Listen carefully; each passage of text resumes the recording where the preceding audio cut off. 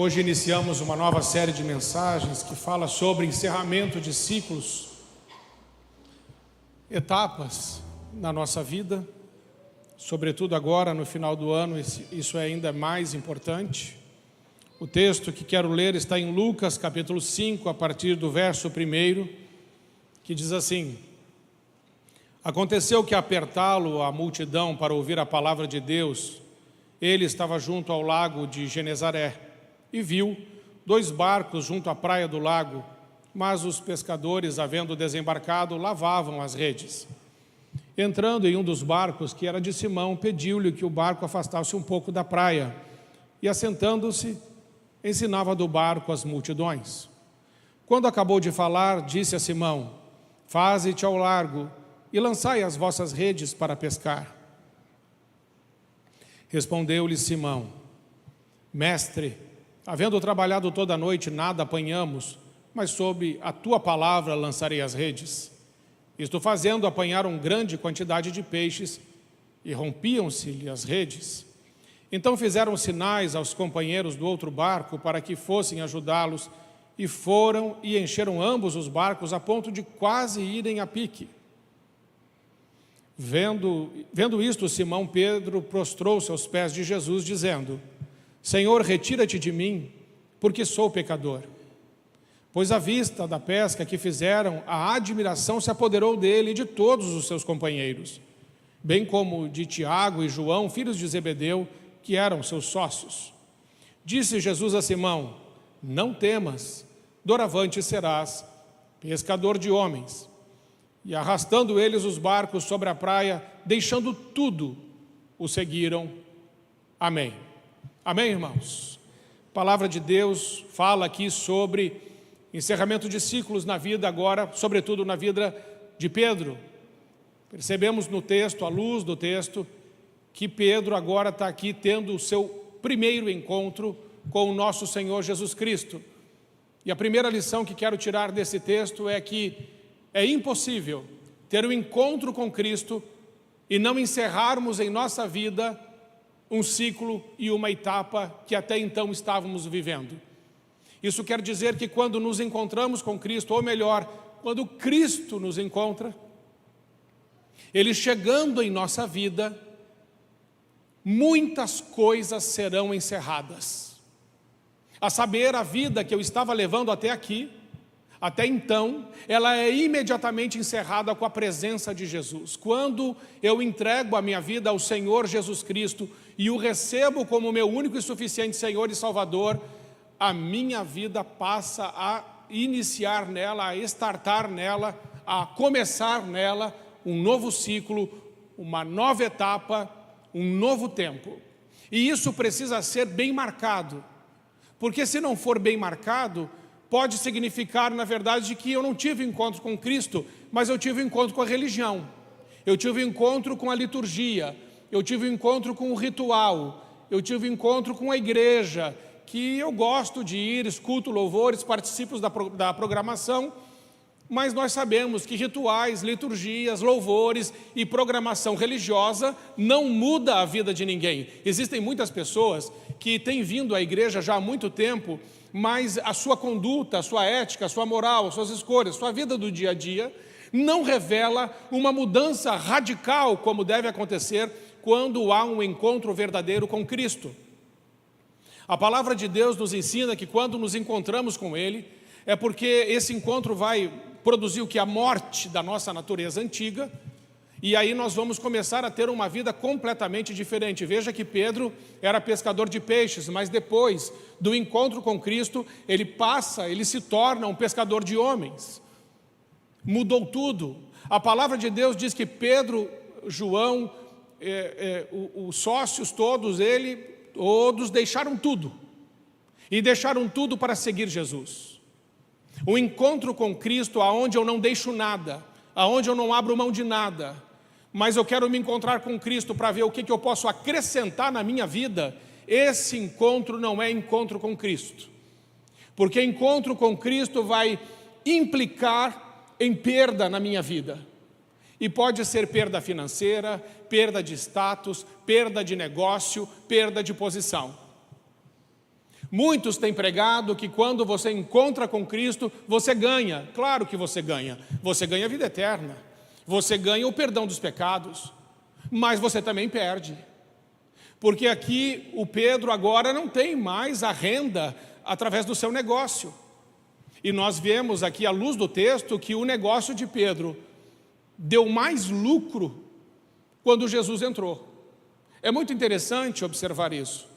Aqueles que são pregadores da teologia da prosperidade usarão esse texto para dizer: traga Jesus para o seu negócio e então o seu negócio vai dar tanto peixe, vai dar tanto lucro, que o seu negócio não vai ter como ter mais recursos, assim, a ponto de ir a pique. Diz, os 2 barquinhos estavam a ponto de ir a pique de tanto peixe. Peixe é igual dinheiro, porque os peixes eram vendidos. E o peixe sendo vendido é dinheiro no bolso. E quem é que não quer ter Jesus para ter dinheiro no bolso? E quem é que não quer Jesus para entrar no seu negócio e dar muito lucro? Mas a questão é que quando Jesus entra, o propósito da minha vida muda. E eu não estou mais preocupado com quanto eu vou ganhar, mas se eu ganhar, o que eu ganhar é para servir a um propósito santo de Deus, a fim de glorificar, honrar e exaltar e glorificar o nome de Deus. Então, seja eu como CPF, ou seja eu, Pedro, como CNPJ, não importa. Tanto a pessoa física, quanto a pessoa jurídica, precisam se converter, porque são 2 pessoas. E você que tem um negócio, escute. Aquele negócio é seu filho. Um CPF é você. Mas o CNPJ existiu por causa de você. E esse CNPJ, ele está ali, vivo como um filho.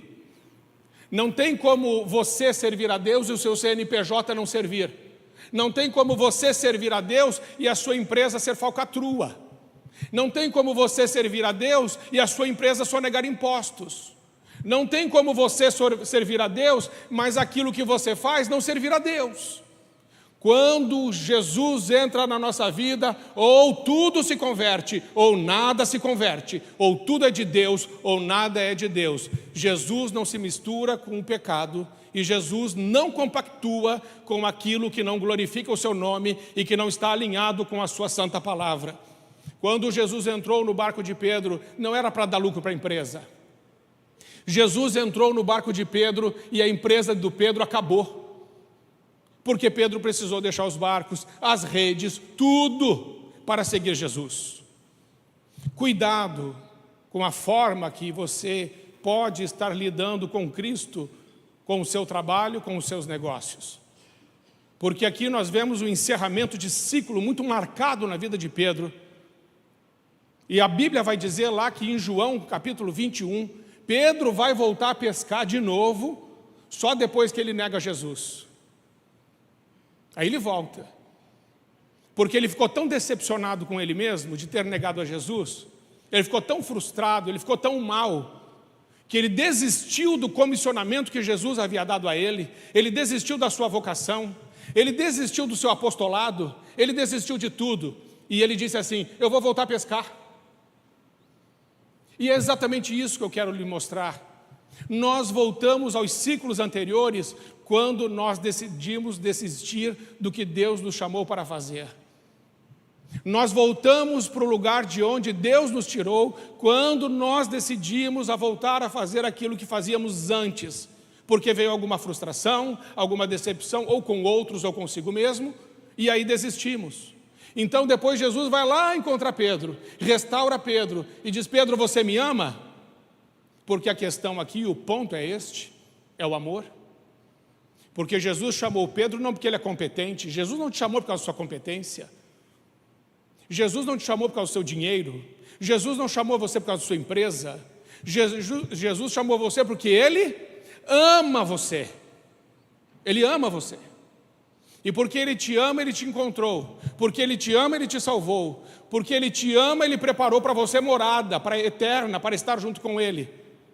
Mas quando Pedro desiste de tudo, é aquele tipo de término de relacionamento, onde a pessoa diz assim: não, eu não vou continuar, mas o culpado sou eu. Geralmente quem faz isso é homem. Não tem coragem de terminar relacionamento, fica enrolando e depois diz que a culpa é dele. E sai, covardemente, como Pedro fez. E aí ele dá esse trabalho para Jesus, mas é necessário, e Jesus é bom, ele volta atrás, ele vai atrás de Pedro, ele restaura Pedro, mas Pedro precisa confessar que ama ele. Porque um encontro com Cristo é um encontro de amor, e um amor que não transforma as nossas vidas não é amor de verdade. E se eu amo a Cristo e não está bem marcada a minha conversão, será que eu amo mesmo? Ou quanto eu amo a Cristo?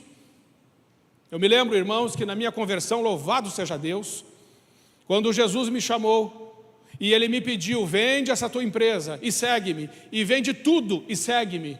Louvado seja Deus, eu vendi a minha empresa, eu vendi tudo para seguir o meu Senhor Jesus Cristo, e eu faço isso de novo. Quantas vezes Ele me pedir, deixa tudo e segue-me, eu o farei, em nome de Jesus eu farei. Porque para mim Ele é o mais importante, a sua vontade é mais importante. E a sua vontade é boa, perfeita e agradável. Se Deus te pedir para entregar alguma coisa, entrega. Porque Ele pediu aqui para Pedro, Pedro, acabou a pescaria, acabou as redes, acabou o negócio de pesca, deixe tudo e venha me seguir. Aí vem em nós o quê? Medo, insegurança, como é que eu vou pagar as contas, como é que vai ser o amanhã. Só que ou cremos que a vontade de Jesus é boa, perfeita e agradável, ou não vamos encerrar ciclos na nossa vida. Porque se Pedro entrasse por esse caminho de dizer, mas como é que vai ser, Senhor? Então ele não teria sido o apóstolo Pedro. Ele teria sido mais alguém que a gente não ia nem saber o nome. Amor sem obediência não é amor. É conveniência. Cuidado para não confundir amor com conveniência. Estar com alguém quando é conveniente não é amor, é interesse. E Jesus não tem relacionamento de interesse. Jesus tem relacionamento de amor. Ninguém suporta relacionamento de interesse. Relacionamento de interesse é desgastante. Ele chega a ser enjoativo, ele dá ânsia de vômito.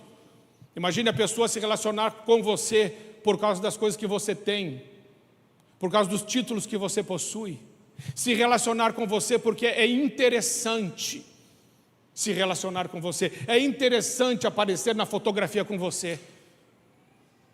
É muito ruim isso. Como é bom nós termos pessoas ao nosso lado que nós temos certeza que essas pessoas nos amam. Eu nem posso perguntar para minha esposa se ela se casou comigo por interesse, porque quando a gente casou, a gente não tinha nada. E estamos voltando para esse lugar. Louvado seja Deus. Hã? Pegou na planta? Tomara que dê certo. Mas você entende isso? Jesus não quer Ele não deseja o que você tem. Jesus, Ele não está tão preocupado com o que você está fazendo quando Ele te encontra. Mas quando Ele te encontra, Ele espera que você diga, Senhor, eu deixo tudo para te seguir, sabe por quê? Porque eu te amo. Porque o Senhor é o meu maior tesouro. Porque o Senhor é o meu maior amor. E não tem nada que o Senhor me peça que eu não seja capaz de te entregar. Porque eu confio no Senhor. Porque eu sei do seu caráter, do seu amor, da sua força, do seu poder, da sua compaixão, do seu perdão, da sua misericórdia. Eu te conheço, eu sei quem o Senhor é. Eu não tenho medo de ouvir a sua voz. Eu não tenho medo de ouvir os seus pedidos, porque eu confio em ti.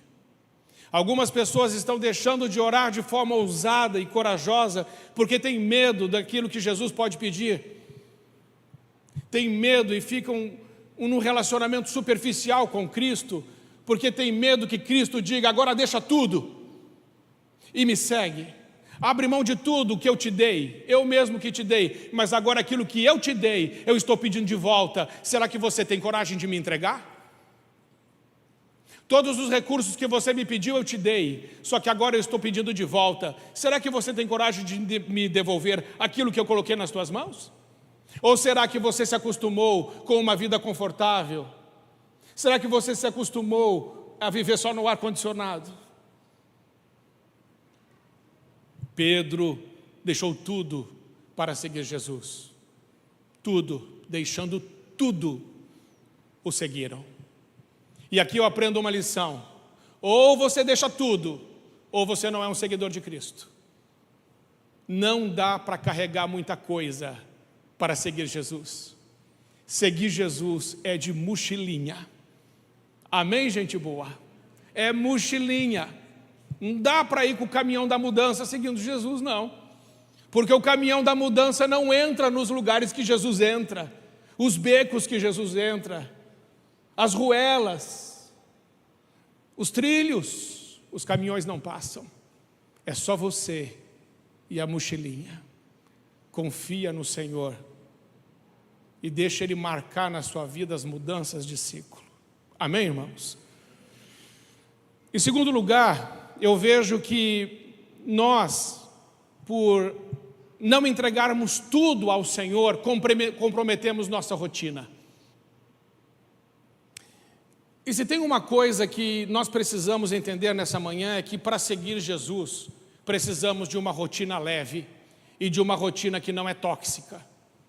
Só que muitos de nós talvez estejam vivendo rotinas pesadas. Sabe aquela rotina pesada? O dia a dia pesado, o dia a dia difícil, o dia a dia tóxico.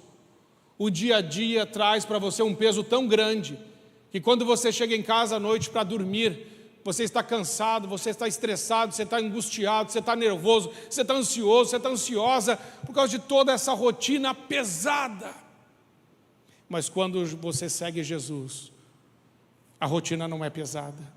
São os conflitos internos que tornam a rotina pesada. E nós precisamos aprender uma lição com Pedro. O apóstolo Pedro aqui, ele está conhecendo Jesus agora, mas ele tem uma rotina muito boa. A rotina do apóstolo Pedro é a seguinte: ele estava lá pescando, não pescou nada a noite inteira. E aí você pode pegar essa noite inteira como uma noite, mas você pode pegar essa noite inteira como uma figura de um tempo. Ele não pegou nada, mas ali, depois de passar a noite inteira sem pegar nada, uma noite infrutífera, pela manhã, o que Pedro estava fazendo? Lavando as redes. Eu acho isso maravilhoso. Sabe por quê? Porque Pedro, apesar da frustração de não pegar nada, ele estava ali na beira da praia limpando aquilo que é instrumento de trabalho para jogar de novo na água e naquela esperança de pegar mais peixe. Isso é uma rotina santificada. A rotina nos livra da ansiedade, a rotina tira angústia, tira preocupação, tira insegurança. Pedro podia ter ido para casa dormir, afinal de contas não pegou nada a noite inteira, aí entra naquela autocomiseração: ai, coitadinho de mim, eu mereço uma boa manhã de descanso, à tarde eu limpo a rede, ou antes de pescar de novo eu limpo a rede. Não, ele não pegou nada, mas ele estava ali, na beira-mar, limpando as redes, limpando aquilo que ele ia usar para pegar peixe. Deixa eu te dizer uma coisa: Jesus chegou pela manhã naquela praia, Pedro não sabia que ele ia chegar de manhã. Aliás, Jesus também não se encontra com vadio. Gente que não quer trabalhar, gente que não quer nada com nada, não tem encontro com Jesus. Jesus só chama a gente que está trabalhando. Diga amém. Está vadiando, nem vai encontrar. E aí ele estava trabalhando e limpando as redes. O que são as redes? Símbolo do seu instrumento de trabalho. Símbolo do seu ganha-pão. É um ganha-pão limpo. É um ganha-pão santificado, é um ganha-pão puro. Eu não sei como é que é o seu ganha-pão, mas se você está vivendo, já viveu o encontro com Cristo, o seu ganha-pão precisa ser limpo, puro, consagrado. Deus não habita no meio do lixo, e Deus não constrói nada em cima de entulhos. Deus limpa primeiro, usa depois. Não ofereça a Deus o que é sujo. Não ofereça a Deus aquilo que tem maracutaia. Não ofereça a Deus aquilo que tem jeitinho. Deus usa redes limpas. Limpas. Deus usa vidas limpas. Pedro estava limpando as redes. Jesus chega na beira-mar, começa a pregar, a multidão o aperta. A multidão estava ali para ouvir a palavra de Deus. A multidão apertando Jesus, Jesus viu 2 barquinhos. Um era de Pedro. Claro que o barco também é um símbolo do seu trabalho. Jesus pede a Pedro: posso entrar no seu barco? Ou seja, posso entrar no seu trabalho? Pode, Senhor. Pode entrar no meu trabalho. Se Jesus aparecesse para você hoje e dissesse assim para você: posso entrar no seu trabalho? Abre o livro caixa. Chama o contador. Posso entrar no seu trabalho? Que maravilha! Jesus entra no trabalho de Pedro e começa a usar aquele lugar para anunciar a palavra de Deus. Louvado seja Deus, irmãos. Quem dera o Senhor Jesus pudesse entrar no nosso trabalho, na nossa atividade, lá onde nós ganhamos o pão. Quem dera Jesus pudesse entrar lá para ser ali um lugar para Ele proclamar o Evangelho. Que o seu trabalho seja um lugar aonde Jesus Cristo pode entrar, usar a sua vida, usar a sua cadeira, usar a sua mesa e anunciar dali o seu santo Evangelho. Amém, irmãos? Porque se Jesus não puder usar o lugar onde eu estou trabalhando, a fim de que Ele anuncie a palavra de Deus, eu acho que não vale a pena trabalhar nesse lugar. E Jesus usou o barco de Pedro, e dali ele anunciava a palavra. Mas as redes estavam limpas. Pedro nem imaginava. E Jesus diz para ele: Pedro, vem cá. Vamos entrar agora no mar mais profundo. Aquelas redes lá que estão limpas, pega elas. Porque agora vai acontecer algo extraordinário. Eu vou usar as suas redes limpas para fazer o meu milagre. Irmãos, Jesus não vai fazer milagres na nossa vida a fim de alcançar o propósito dele, se nós não oferecermos a Ele algo limpo, consagrado, para que Ele possa usar para fazer o milagre que Ele quer fazer.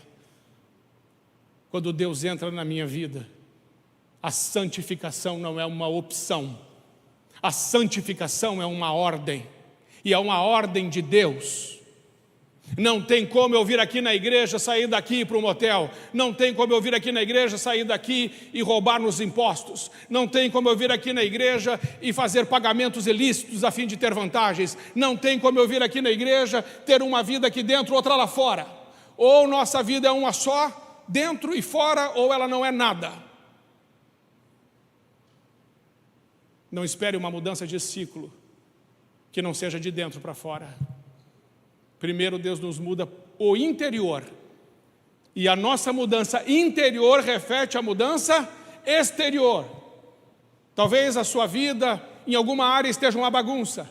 Essa bagunça exterior tem a ver com a bagunça interior, a desorganização interna, o desalinhamento interno, o pecado sendo tolerado dentro de nós, é que faz o nosso exterior ficar sujo e desorganizado.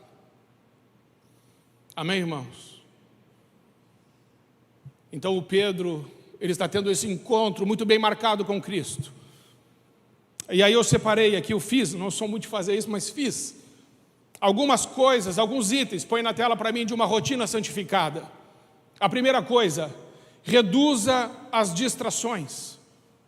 Reduza as distrações. Isso, não é isso, é o de trás. Mas bem tranquilo, Gia, viu? Fica tranquilo aí, vai dar certo. Reduza as distrações. O que eu coloquei ali? Uma vida sem Deus precisa de muita distração. Se a sua vida está cheia de distração, então você não teve um encontro com Deus, ou está evitando o encontro com Deus, ou está negligenciando seu tempo com Deus. Uma vida, uma rotina santificada manda embora as distrações, porque quando estamos com o Senhor sonda o nosso coração. Sonda-me, Senhor, e me conhece, e vê se há em mim algum caminho mau, vê se há em mim alguma coisa que não te agrada. Com as distrações, a gente não consegue olhar para dentro. Com as distrações, a gente não faz reflexão. E sem trazer à consciência o que precisa ser mudado, a gente não muda e continua na mesma, e fica usando as distrações como um recurso para evitar o confronto que é ter Jesus Cristo na nossa vida e na nossa frente. Segundo lugar, reduzir o consumo sem reflexão. Muitas vezes adquirimos coisas, irmãos, isso nos tira a paz e tira a nossa rotina santificada. Ninguém vai conseguir ter uma rotina santificada, uma rotina leve, uma rotina gostosa, alegria no coração, mandar embora ansiedade, medo e preocupação, se você não reduzir o consumo daquilo que você não precisa. Eu não estou falando só de dinheiro, de compra, é o consumo de várias coisas. Consumo de Netflix, consumo de internet, consumo. Precisamos parar de consumir tanto aquilo que não edifica, aquilo que não nos aperfeiçoa, aquilo que não nos transforma, aquilo que não provoca reflexão e mudança. Precisamos parar de consumir um pouco isso e começar a consumir realmente o que muda a nossa vida, a palavra de Deus, a vida de oração, a vida de intercessão, a fome pela palavra de Deus, a fome pela presença de Deus, o desejo de alinhar a nossa vida com a santa palavra de Deus. Amém, irmãos? Questione o que é superficial em sua vida, porque o que é superficial na sua vida está sabotando o propósito de Deus. Tem muita coisa na nossa vida que não deveria estar lá, mas está. Mas é tão superficial e estamos mantendo. Por que estamos mantendo? Terceiro, não aceite as obrigações por medo. Ah, pastor, eu estou numa situação, eu estou sentindo medo, ou estou sentindo raiva, ou qualquer outra emoção. Quem está no trono do seu coração é Jesus. É Ele quem manda, não é o medo, não é a ansiedade, não é a insegurança, não é a falta de dinheiro. Muitas vezes, irmãos, eu e você poderemos optar fazer coisas porque nos faltou dinheiro ou temos muito. Tanto a falta quanto a escassez pode revelar a quem servimos. Pare de dizer sim com a boca e não com o coração. Rotina fica pesada quando você diz sim, mas por dentro está dizendo não, de jeito nenhum, mas não faz de jeito nenhum. Mas por fora diz sim. Não, irmãos. O que está dentro e fora precisa ser a mesma coisa. Viva uma vida autêntica. Diga não e pronto. Não tem coisa que é mais libertadora do que olhar nos olhos de alguém e dizer assim, olha, não posso, não vou, não combina comigo, não compactuo com isso, amo você, mas não vou. Isso é libertador, irmãos. Eu confio, e eu acredito que você também confia em pessoas assim. E talvez você não confie em pessoas que dizem para você sim com os lábios, mas não com o coração. Você confiaria? De verdade? E se essa pessoa for você ou for eu? Não se abandone a fim de agradar pessoas. Deus tem um propósito para a sua vida. Ah, pastor, mas esperam de mim. Não importa o que esperam de você, importa o que Jesus espera de você. Só isso que importa, o resto não importa. Mas o que o fulano vai pensar, o problema é dele. Liberte-se do que os outros pensam. Você vai ter mais paz. Eu te garanto que você vai dormir melhor. Ame as pessoas, mas o que elas pensam ou deixam de pensar, isso é um problema delas. Glória a Deus. Agora, quanto às vozes, Jean, passa o outro. 3 vozes que podem roubar a sua atenção, roubar o seu coração, te enganar. Nessa rotina santificada, nós precisamos afinar os nossos ouvidos. Hoje nós oramos aqui pelo Joaquim, para que Deus coloque um filtro nos seus ouvidos, para que ele ouça somente a voz de Deus. Nós também precisamos disso, porque existem muitas vozes por aí. E Pedro estava ouvindo a voz de Jesus de Nazaré naquela hora, mas nem sempre foi assim. Vai ter um outro momento que Pedro vai ouvir a voz do diabo e vai concordar com a voz do diabo. E eu e você precisamos pedir a Deus, Senhor, me dê discernimento para eu entender que voz é essa que eu estou ouvindo. E se vem do Senhor, amém. Mas se não vem do Senhor, me dá, Senhor, discernimento para eu dizer, não, arreda de mim, Satanás, afasta-se de mim, Satanás, porque eu não vou fazer isso que está sendo proposto. Porque eu discerni que isso que está sendo proposto, embora tenha vindo de uma boca de uma pessoa que eu amo e próxima, foi o diabo que falou. É isso que veremos agora. Então a primeira voz, a voz do meu coração. Porque do coração do homem procede os maus desígnios, homicídios, adultérios, prostituição, furto, falso testemunho e blasfêmias. São estas as coisas que contaminam o homem. Pronto. Como é que eu sei que o meu coração está me dizendo o que é errado? Eu sei que o meu coração está me dizendo o que é errado quando ele me pede para eu fazer coisas que Deus pede que eu não faça. Simples. Eu falava hoje na classe de batismo. Fidelidade não é um sentimento. Fidelidade no casamento e nos relacionamentos, fidelidade não é sentimento. Fidelidade é um princípio. E princípio não se negocia. Princípio não está na mesa para a gente ver o quanto vão pagar para a gente flexibilizar. Eu não estou à venda e nem você. Então não importa quanto dinheiro seja colocado na mesa ou quão atrativa seja a proposta, nós não negociamos princípios. Nós somos regidos por eles.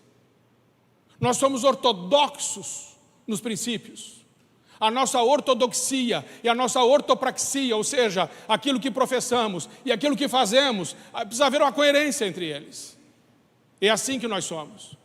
Então o nosso coração é enganoso, disse Jeremias, é perverso, é corrupto, mais do que todas as coisas. Quem o conhecerá? A voz do coração muitas vezes vai falar com você, faça isso, faça aquilo. Mas se eu tive um encontro com Cristo, e eu estou vivendo um novo ciclo, eu estou vivendo uma nova etapa, eu estou vivendo uma nova fase, não há espaço para negociar princípios na minha vida, ainda que a proposta seja muito boa. E não adianta orar dizendo, Senhor, o Senhor entende, né? Não, porque Ele não entende. Ele não entende, não.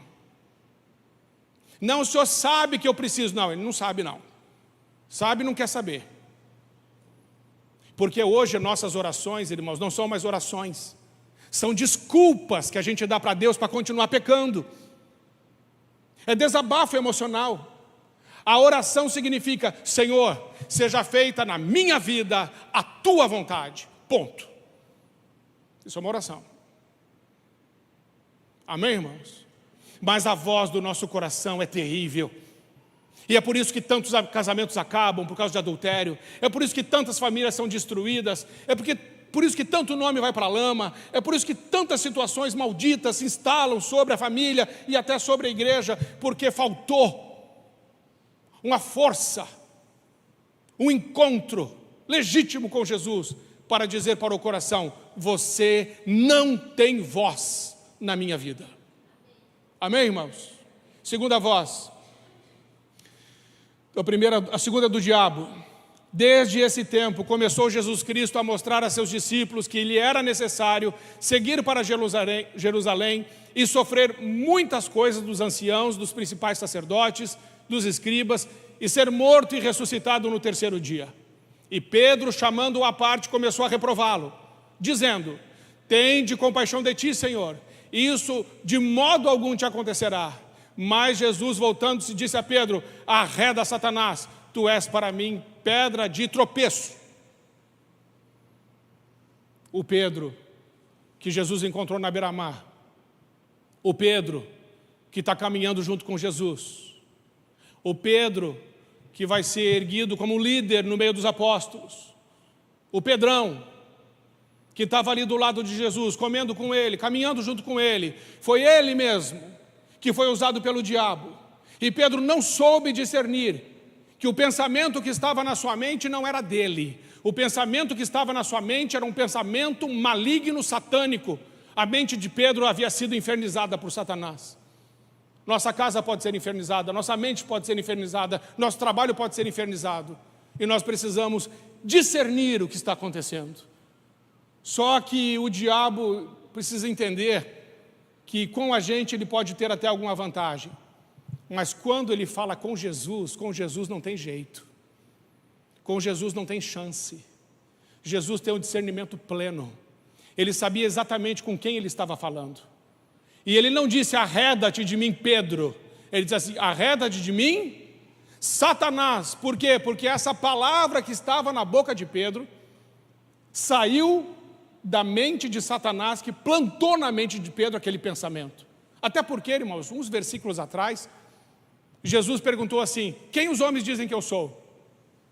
A resposta dos apóstolos foi: uns dizem que o senhor é Elias, outros dizem que o senhor é Jeremias, outros dizem que o senhor é alguns dos profetas. E vós, quem dizem que eu sou? E Pedro diz: tu és o Cristo, tu és o Filho do Deus vivo. E Jesus disse: ora, Pedro, isso não foi nem carne nem sangue que te revelou. Quem te revelou isso, Pedro, foi o meu Pai que está nos céus. Ou seja, esse pensamento que estava na sua mente a meu respeito, não é seu, é do Pai. O Pai te revelou, não foi nem a carne nem o sangue, foi o meu Pai. Então eu sei, Pedro, que voz é essa que está na sua boca. A voz que está na sua boca, quando tu disse que eu sou o Cristo, é a voz do meu Pai e eu a reconheci. Agora também reconheço em seus lábios que a voz que está aí é a do diabo, dizendo que eu tenho que ter compaixão de mim, querendo me agradar, querendo passar pano, deixar fácil aquilo que é a missão que Deus me deu, querendo fazer eu sentir o pecado da autocomiseração, de ter peninha de mim mesmo e não me sacrificar para que o propósito do meu Pai se cumpra. Arreda-te de mim, Satanás. Todas as vezes que você ouve uma voz que vai alisar o seu ego, que vai para dizer para você: não é bem assim, o jeito que o pastor está falando está muito duro, esse pastor aí, não sei não, hein? Pode ter certeza, é o diabo que está falando. Porque ele não quer que você viva uma vida radical com Cristo, uma vida alinhada, uma vida aguerrida. Ele quer frustrar o plano, o propósito de Deus na sua vida. Por isso ele vai vir com essa ladainha, com esse papo furado, de que não, veja bem, né? Tem compaixão de ti mesmo. Olha como que é gostoso ouvir isso. Você é tão legal, você faz tanta coisa boa, não seja tão radical. Para que esse exagero todo? É o diabo, é ele. Porque quando é Jesus é assim: se alguém quiser me seguir, renuncie-se a si mesmo, tome a cada dia a sua cruz, siga-me. Percebeu a diferença? Não tem jeitinho, não tem ladainha, não tem autocomiseração, não tem passapano, não tem facilidade. É desse jeito. Foi assim com o Filho, é assim conosco. Então cuidado para que você não acalente o seu coração com a voz que não seja de Deus. Mas pastor, como eu vou saber? Você vai saber se a sua rotina for santificada. Dentro da rotina santificada, nós temos o quê? Vida devocional, oração da palavra e intercessão. Uma rotina santificada afina os seus ouvidos, coloca filtro em seus ouvidos, te dá sensibilidade espiritual e discernimento. Que quando o diabo falar com você através do seu melhor amigo, através de uma pessoa que você considera importante, através de alguém que você nunca desconfiou que o diabo ia usar, você vai saber que é o diabo falando, porque você está alinhado com a voz de Deus e vai dizer: não, essa proposta não. Amo você. E Deus continua, Jesus continua caminhando com Pedro, investe em Pedro, enche Pedro do Espírito Santo depois, e Pedrão vai que vai, mas a proposta não.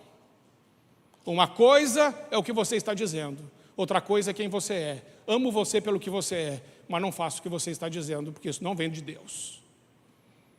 Terceira voz, a voz de Deus. As minhas ovelhas ouvem a minha voz. Ouvem a minha voz, eu as conheço e elas me seguem. Para ouvir a voz de Jesus eu preciso ser uma ovelha. E ovelha não é cabrito, ovelha não é bode. Eu já falei outro dia aqui, gosto de falar isso, eu tinha um bode.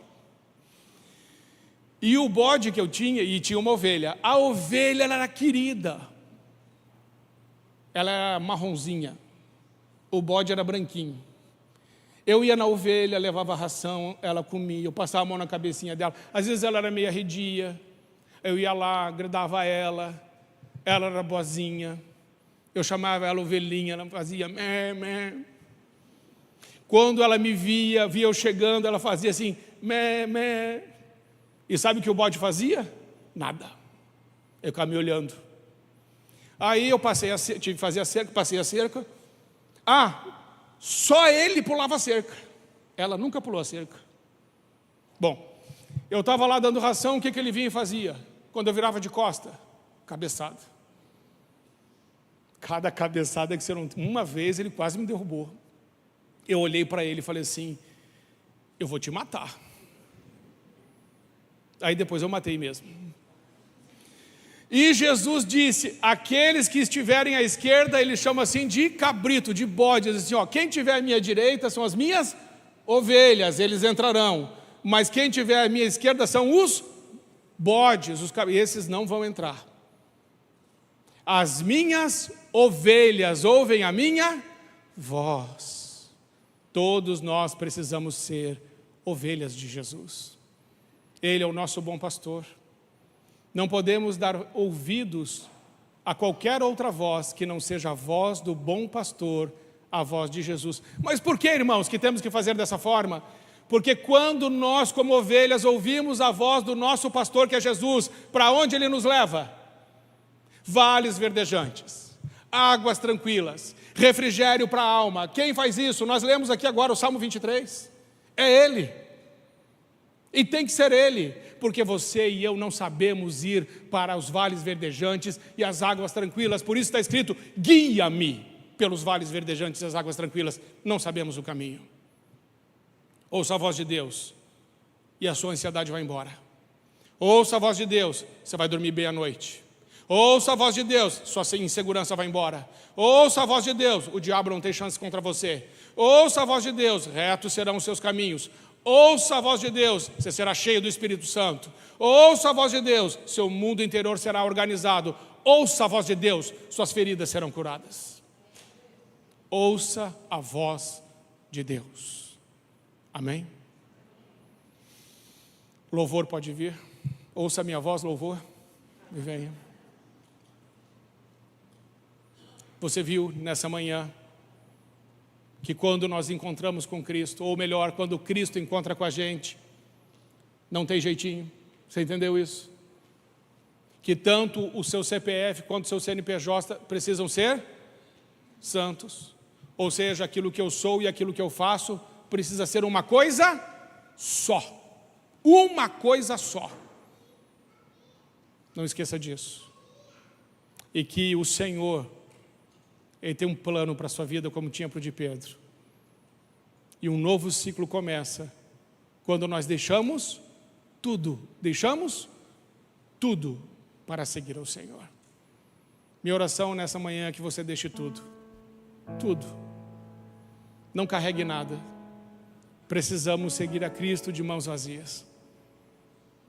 Porque o que a gente precisar, Ele coloca nas nossas mãos. Nada nos faltará. É só ter a confiança de um filho, como um filho tem para um pai. Um filho pequeno. Filho pequeno não está preocupado com o que vai tomar de café da manhã. Filho pequeno não está preocupado com o almoço. Filho pequeno não está preocupado com boleto. Filho pequeno não está preocupado com nada. Ele tem pai? Para que ele vai se preocupar? Precisamos ser filhos pequenos. Vamos ficar em pé, vamos orar.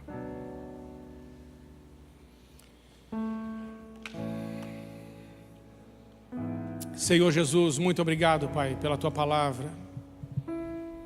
Ajuda-nos, Senhor,